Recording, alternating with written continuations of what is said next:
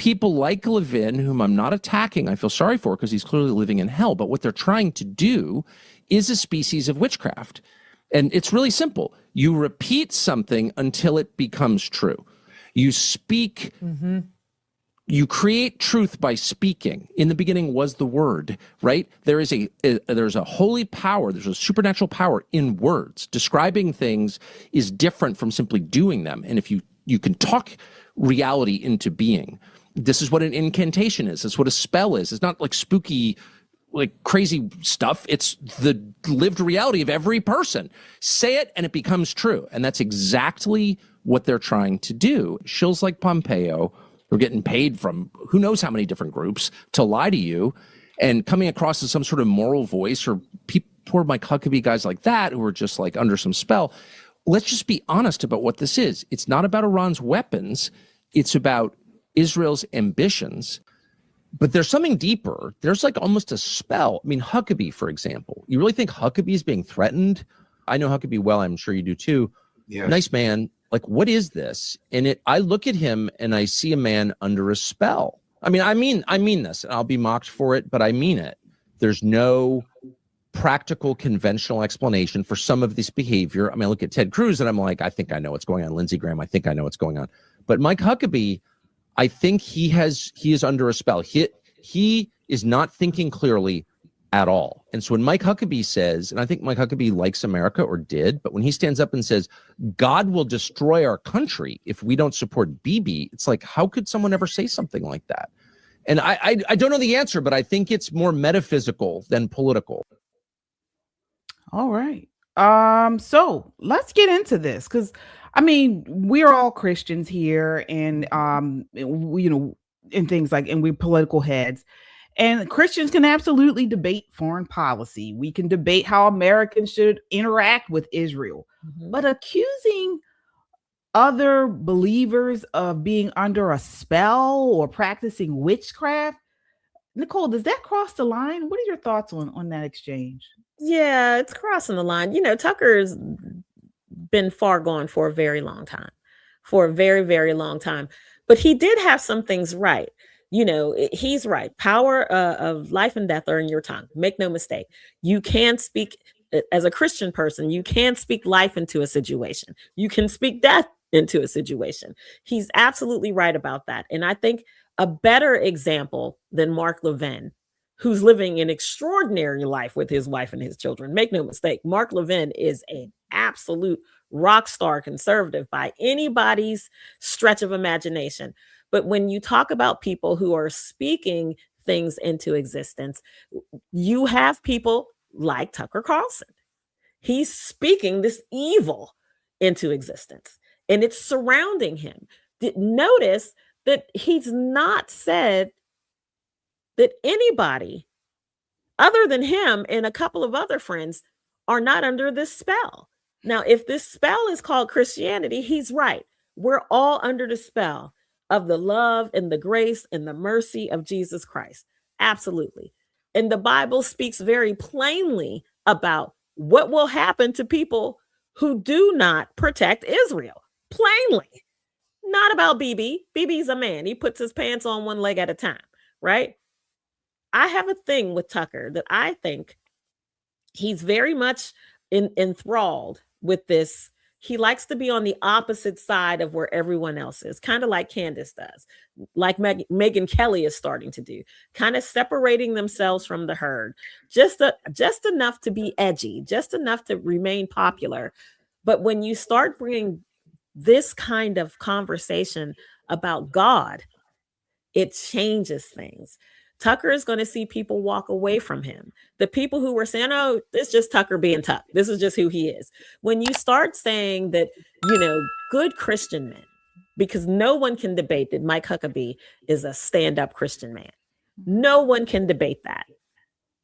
For him to say that Mike Huckabee is under some sort of spell for talking about the protection of Israel, from a biblical perspective, there's something very wrong with Tucker Carlson.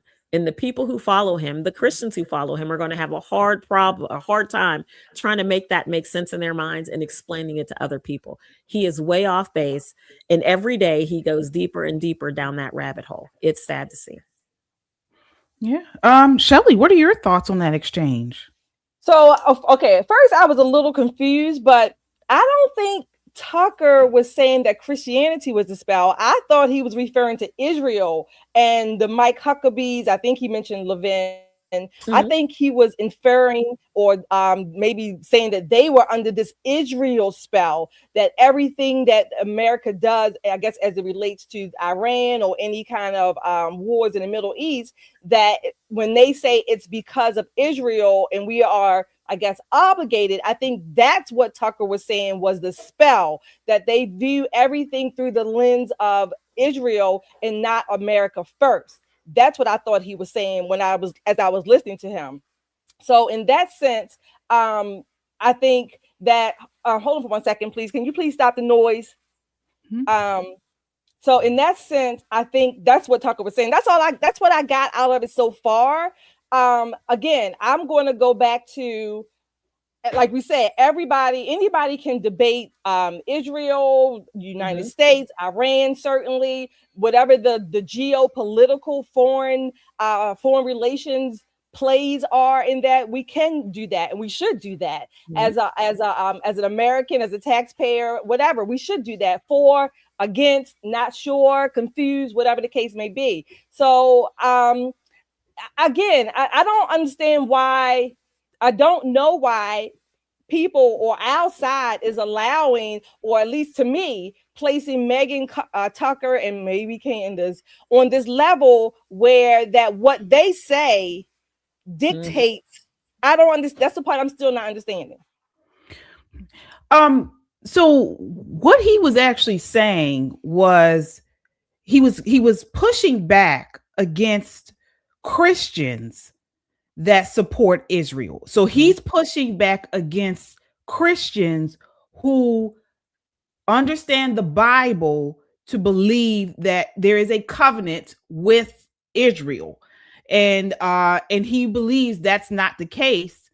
And so because there are many Christians that do believe that there is a covenant that God made with Israel, that Jesus is coming back to Israel when he returns, and that we support biblical Israel, he is saying that we as Christians who believe that are hypnotized. That is exactly what he was saying. And so, again, as we do on Christian Conservative, we cite biblical examples, Genesis 12:3 of God's covenant with Abraham, Romans 11, the ongoing role of Israel in God's plan, the 12th Psalm, pray for the peace of Jerusalem. Millions of believers have held these views, not just recently, for centuries. Okay, so it's not witchcraft. But he is pushing it, and as Megyn Kelly nodded the whole time, she's obviously agreeing with that. It's not, and they're saying we're under a spell. Christians who believe this are under a spell. That's exactly what he was saying, and that's actually, if you take into context all of the things that they have been saying surrounding this, that is what they were saying. But again, I'm not going to speak for either of you. I'll speak for myself. I am not under witchcraft. That is theology. That is biblical theology that, as I've mentioned, has been held for centuries. Okay. So want to move forward. So that was one part.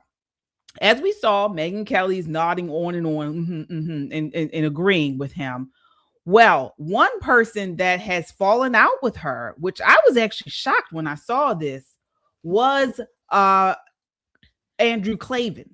So Andrew Claven, is on the Daily Wire, but he has been the only one, as far as I know, that has sort of disagreed with Megyn Kelly and Tucker Carlson's posturing surrounding Israel and foreign policy. But he still maintained a friendship with Megyn Kelly. He was still going on there. He came out a couple weeks ago and said that he did disagree. He doesn't agree with what Tucker Carlson was saying, but he still supported Megyn Kelly.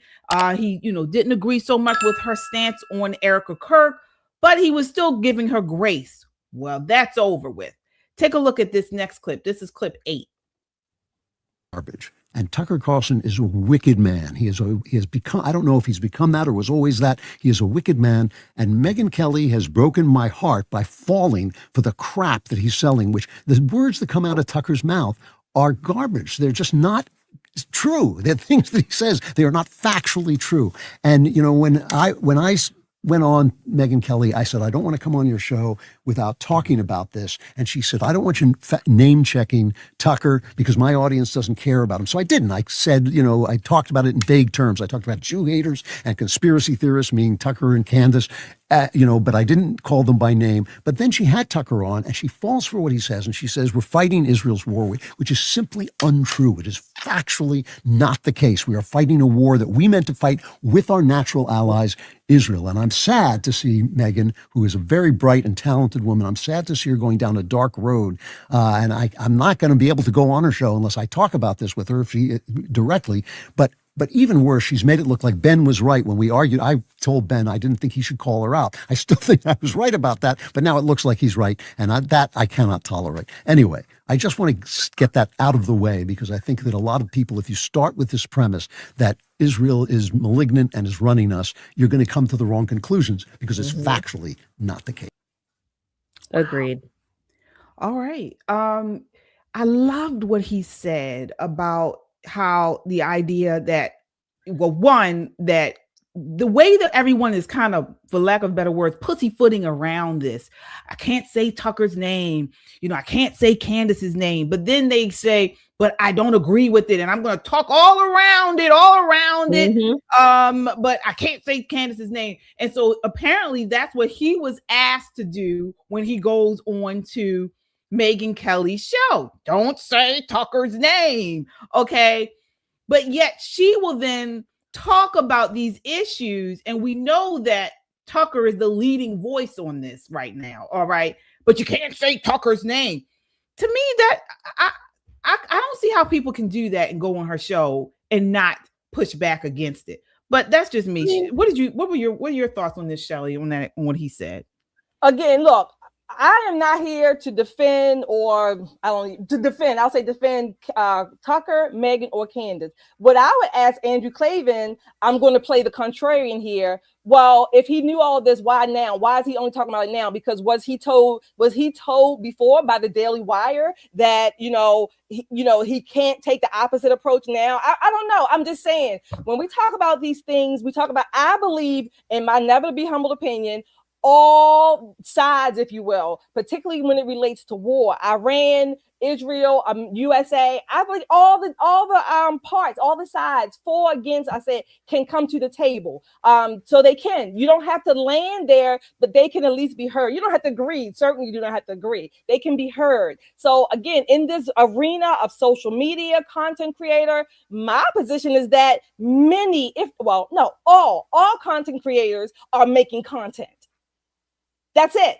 For whatever reason. I mean, Tucker, I guess he believes what he believes. I mean, I think Tucker is a little off on the deep end in a lot of ways, and has been for a couple of years since he left Fox. Megyn Kelly, maybe she is going down that way. Maybe she's exploring. I don't even know about Candace, whatever she's in. To me, she's in a different box by herself. But nevertheless, I don't understand why some people get upset, or I don't know the word for it, because they have these different opinions. They have these opinions. It doesn't mean that they're right. Doesn't mean you have to agree with them. But it doesn't mean, again, that they should not have an outlet for them. Those are their shows. They get to say what they want, just like we do on here. Nicole, what are your thoughts? This is the same thing. Do you remember when Candace first started coming after Erica Kirk, shortly after Charlie's death? It was probably day 3 or day 4 when she started kind of, I call bullshit on this kid murdering Charlie, blah, blah, blah. And do you remember how all of the muckety muck said, no, you can't, let's not talk about Candace. Let's not do it. This is them circling the wagons around the people that they think are the universe, or the center of the universe, right? And Tucker, for a very long time, has been the center of the universe. Really has. Even after he left Fox, people were so pro Tucker. Tuck is a great guy. Everybody subscribe so we can make sure that this critical voice stays heard. I imagine taking that level of celebrity away from them would be like wrestling a bear with pork chop draws on. You know what I mean? Once people get used to a certain level of popularity and the influence and power and money that comes with it, it's not easy to get them to give it up. It really isn't. So, when you see people finally coming out saying, they told me I couldn't talk about this, they told me I shouldn't say anything, but I'm going to say it anyway because it needs to be said. I think to a large degree, this is that person finally having protected their assets, shored up their reputation, and now they're just going to let it fly. And hopefully they're hoping that other people will join in that chorus. So they're not the only person saying these people are crazy as hell. She's batshit crazy. If there's more than one voice saying that, it gives it power. Kind of like now that Megyn's joined in and Tucker's joined in, people are saying, well, Candace is not that, she's a little weird, but she's not crazy. I beg to differ. But people, you want to always give honor and respect to the people who've done it bigger and better than you, right? Because you don't want to get squished in this area. But by that same token, when you see it and you have the opportunity to call it out like Andrew is having right now, call it. Thank you. You got to lose. Absolutely. Absolutely. Otherwise, what do we have this platform for? Now, if you agree with her, fine. That's fine. Absolutely. People who agree, yes, we agree. You agree. But one thing I do know is, a lot of people have come against Ben Shapiro and Daily Wire. And yes, they're content creators. We're content creators. But who's making money off of this stuff? All right. If you look at Megyn Kelly, Candace Owens, and Tucker Carlson, their audiences have gotten larger, okay? Why have they gotten larger? Well, they've realized that playing the fence on this stuff is now opening them up to leftists, opening them up to other audiences. And so they're going to continue to grift. Yeah, That's Muslims, what this is. Islamists, yes. Yes, Islamists, yes. They're growing the brand. Exactly. So they're not going to come out against this because she's making a lot of money off of this. Ben Shapiro had a great show on this the other day talking about this. Now on the Daily Wire, they have voices on all sides, and everyone has their line when, okay, I can't stay silent anymore. I got to say something. Because prior to all this, many of these people were very friendly amongst one another. Okay. But when, the only one who was calling it out from the very beginning, after Charlie Kirk died, was Ben Shapiro. He was, pushing back against them. But now you're seeing more and more people come out because these people, Megyn Kelly, Candace Owens, Tucker Carlson, they have gone really low. People are saying, okay, I was trying to stay quiet, because of the friendship, because of the professionalism we have outside of content creating. I can't do it anymore. You crossed the line. All right. Yeah. And we saw that with Matt Walsh. We saw that now with Andrew Claven, and many more, Dan Bongino. So, people are starting to push back against this, and I'm happy for it. I am happy for it. Let me ask this question. What if Andrew Claven had come out to say, you know what? All this time, maybe I was quiet or a little quiet, whatever, but actually I believe Megyn or I'm on her side. What would we be saying tonight? Would we be saying, oh, he's a grifter? Well, I'm just saying, all I'm saying is that this is content creation as well. I don't know. I'm guessing. I don't get your point. My point is that it could work in the opposite way too. Had he said the opposite of what we're talking about tonight, we would be calling him, or many of people on the right at least, would be saying, "Oh, he's a grifter. He's going down the dark." We would be saying that. We wouldn't be giving him the praises because he happens to agree, or that Megyn maybe, or Tucker certainly. Well, can you give me an example of somebody who has done that? No, I'm saying if Andrew had done that, the opposite we would not be giving him the opposite accolades because it wouldn't agree with whatever it is position that we're taking, or that's being taken mostly on the right. That's number one. Number two, I think part of this is I might be wrong, but this is what I think. I think part of this with Candace, Megyn, and Tucker, certainly, I think conservatives on the right, I think they're angry, they're upset, maybe even embarrassed, because they largely supported them from the beginning. They just supported them right off the bat. Certainly, well, Tucker was already in the news, but Candace Owens, Megyn Kelly to a degree when she left NBC. But I think they are embarrassed. They feel like they have been given the finger. I just feel like, in this particular space, the thing that conservatives do, unfortunate, but the things that conservatives do is, for them, there can only be one number one. There's not enough space on a winter bench for everybody. So what will it take to bump the next person? What will it take? What will it take to knock Candace off her perch? Will Megyn become the new Candace? This is like a what they used to call them back in the soap opera. It's like One Life to Live, but conservative voices. All of this, I would like to say, brought to you by the death of a great man. And everybody's coming for a pinch of the dollars. I can tell you, we were at Heritage Foundation, great place, amazing place. And to see Ben Shapiro talk about his book, Lions and Scavengers, great book. Amazing read, absolutely amazing read. It's even amazing on audiobook because he reads it himself to you. So it's a really good book. And he walked up to the microphone after Dr. Roberts had asked him a couple of questions, gave him this great intro. Ben walks up, and the very first thing out his mouth is he took Tucker Carlson down to Funky Town. He chopped his butt up and left nothing but the chalk outline. Now, Dr. Roberts and Tucker are very good friends. So much so that Dr. Roberts jumped into an internet argument Tucker was having with someone else and brought the Heritage Foundation with him that kind of caused a kerfluffle at Heritage. But with him sitting there in Dr. Roberts' house, Ben did not mince his words. And he talks about 150 words a second. He let it fly. We were like sitting there and our bangs were being blown back in your face. He let him have it. And then he sat down again with Dr. Roberts and allowed Dr. Roberts to ask him about his book. And then he explained why he did what he did.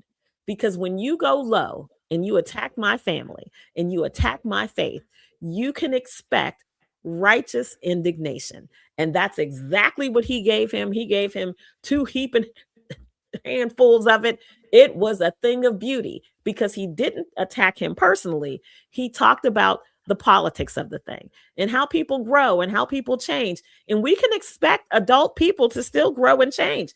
It is perfectly reasonable to think that Candace Owens, who started out a rabid Democrat, became a rabid Republican, and is now rabidly about her dollar. We can do that. That's growth. It may not be the growth we choose, but that's the growth that she's chosen. Why are we mad? It's interesting content. I'll give you that, Shelley. It's interesting to watch. I feel bad for the people, though, who put these people above the things in their life, in front of their God, in front of their families, in front of their children. There's a space in your life, folks, for people who do this. It's not higher than maybe popcorn at a movie, maybe sitting at a red light, but it should not be your end all be all. It should not be the people who help you form your life circumstances. It's entertainment, folks. And if you don't learn anything from this post-Charlie part of conservatives, podcasting and entertainment, you should know it is simply entertainment.